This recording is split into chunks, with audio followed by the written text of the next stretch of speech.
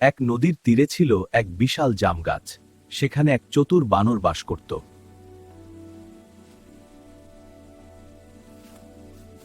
গাছটি ছিল সুমিষ্ট জাম ফলে ভরা। বানরটি সারাদিন সেই মিষ্টি ফল খেয়ে মনের সুখে দিন কাটাত। সেই নদীতেই বাস করত এক বিশাল কুমির। সে প্রতিদিন গাছের নিচে এসে বানরকে দেখত। বানরটি ছিল খুব দয়ালু। সে প্রতিদিন কিছু মিষ্টি জামফল কুমিরের জন্য নিচে ফেলে দিত। এই ফলগুলো খুব মজার। হ্যাঁ, আমরা এখন ভালো বন্ধু। এভাবেই প্রতিদিন ফল খেতে খেতে বানর আর কুমিরের মধ্যে গভীর বন্ধুত্ব হয়ে গেল। একদিন কুমির কিছু জাম ফল তার স্ত্রীর জন্য বাড়িতে নিয়ে যাওয়ার কথা ভাবল।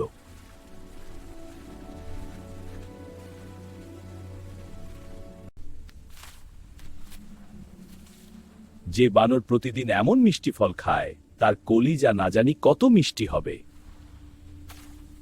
সে তার স্বামীকে রাজি করালো যাতে সে বানরকে বাড়িতে নিয়ে আসে, যাতে সে বানরের কলিজা খেতে পারে। কুমিরটি তার বন্ধুর ক্ষতি করতে চাইছিল না, কিন্তু স্ত্রীর চাপে সে বাধ্য হয়ে একটি ফোন দিয়ে আটল।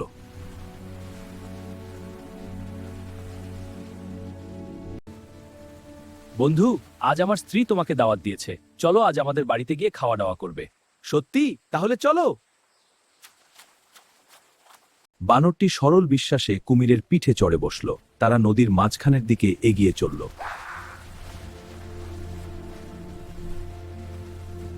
নদীর মাঝখানে পৌঁছে কুমির ভাবল, এখন তো আর বানর পালাতে পারবে না। সে সত্য কথাটি বলে দিল। বন্ধু, আসলে আমার স্ত্রী তোমার কলিজা খেতে চায়, তাই তোমাকে আজ আমি মারতে নিয়ে যাচ্ছি। বানরটি প্রচণ্ড ভয় পেল, কিন্তু সে মাথা ঠান্ডা রেখে একটি বুদ্ধি বের করল।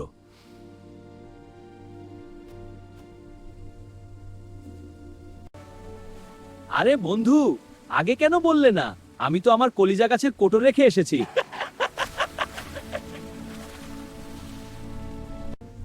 কুমির অবাক হয়ে গেল। সে জানত না যে কলিজা শরীরের বাইরে রাখা যায় না।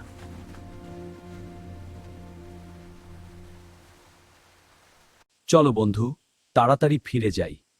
গাছ থেকে কলিজাটা নিয়ে আসি, নইলে তোমার স্ত্রী রাগ করবে। বোকা কুমির বানরের কথা বিশ্বাস করল। সে দ্রুত তীরের দিকে ফিরে যেতে লাগল।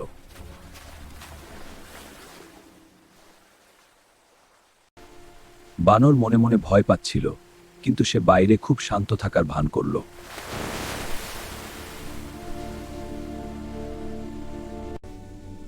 তীরের কাছাকাছি পৌঁছাতেই বানরটি লাফ দেওয়ার জন্য প্রস্তুতি নিল।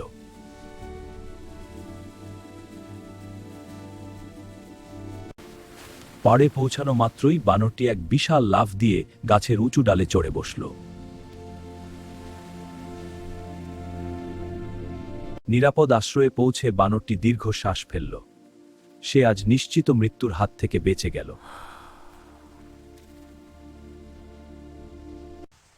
বন্ধু, তাড়াতাড়ি কলিজা নিয়ে এসো, দেরি হয়ে আছে।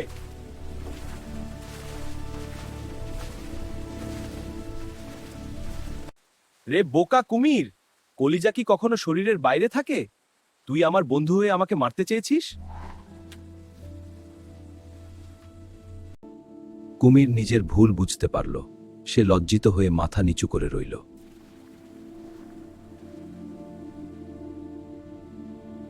আজ থেকে আমাদের বন্ধুত্ব শেষ। তুই আর কখনো এই গাছের নিচে আসবি না।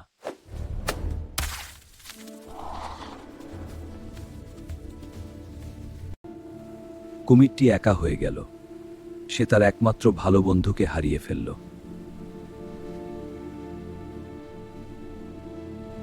সে যখন বাড়িতে ফিরল, তার স্ত্রী তাকে দেখে খুব রাগ করল। আবার খালি হাতে ফিরলে? কিছুই আনোনি? অজুহাত, সব সময় এমনি ফিরিস। যথেষ্ট, এবার বাইরে যা। তুই একটা অকর্মণ্য, একটা সাধারণ বানরকেও ধরতে পারলি না। কিন্তু সে খুব চালাক ছিল। আমি চেষ্টা করেছি। চেষ্টা শ্রপদাত, যা এখান থেকে। ওদিকে বানরটি আবার তার শান্তিময় জীবনে ফিরে এলো।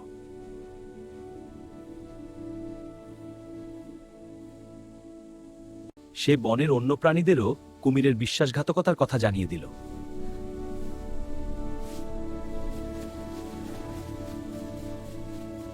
কুমির এখন সারাদিন একাই নদীতে ঘুরে বেড়ায়, কেউ তার সাথে আর কথা বলে না।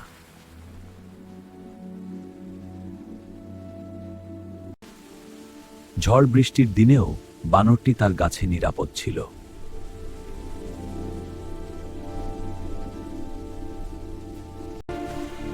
কুমিরটি পানির নিচে থাকলেও তার মনে কোনো শান্তি ছিল না।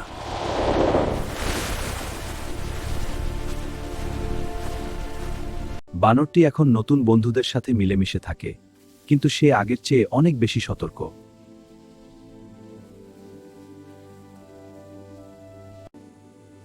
সে জানাতো সে অনেক বড় সুযোগ হারিয়েছে।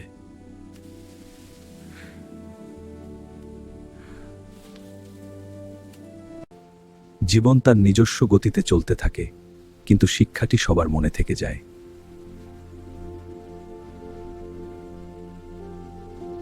এই গল্প আমাদের শেখায় যে বিপদের সময় মাথা ঠান্ডা রেখে বুদ্ধি ব্যবহার করলে বড় বিপদ থেকেও মুক্তি পাওয়া সম্ভব।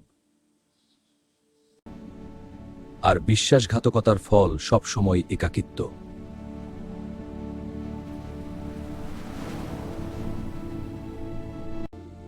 বানরটি মাঝে মাঝে ভাবত, সব কুমির কি খারাপ হয়? কিন্তু সে আর ঝুঁকি নিতে চাইত না। সে এখন আগের চেয়ে অনেক বেশি পরিণত এবং বুদ্ধিমান।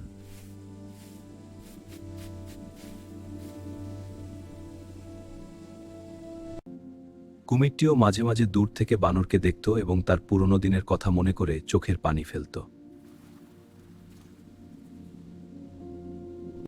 এক বুদ্ধিমান প্রাণীর গল্প, যে বিপদ থেকে বুদ্ধি দিয়ে বেঁচেছিল। বনের অন্যান্য প্রাণীরাও বানরের গল্প শুনে বুদ্ধি খাটিয়ে চলার শিক্ষা নিল। মনে রেখো, বুদ্ধি সবচেয়ে বড় শক্তি।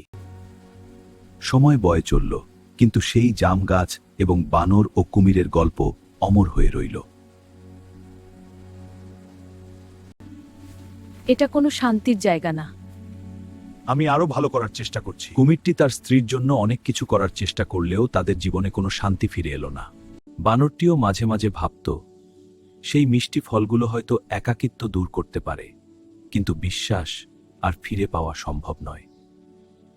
কুমির কয়েকবার ফিরে আসার চেষ্টা করলেও বানরের সতর্কতা তাকে দূরে সরিয়ে দিত।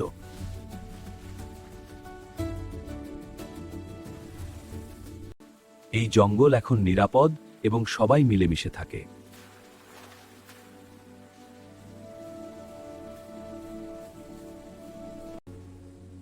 প্রতিটি দিনের শেষে প্রকৃতির নিয়ম সবার মনে শান্তি এনে দেয়।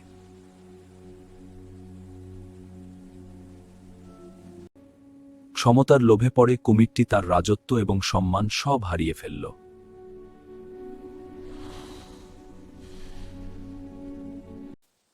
বানরটি এখন নিজের সিদ্ধান্ত নিয়ে গর্বিত। সে জানে সে ঠিক কাজটি করেছে।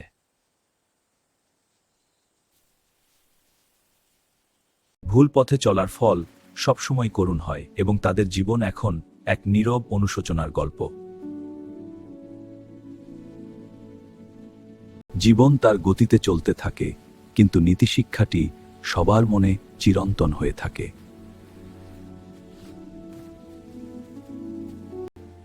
এবং এভাবেই জাম গাছের রাজার গল্প সারা জঙ্গলে ছড়িয়ে পড়ল।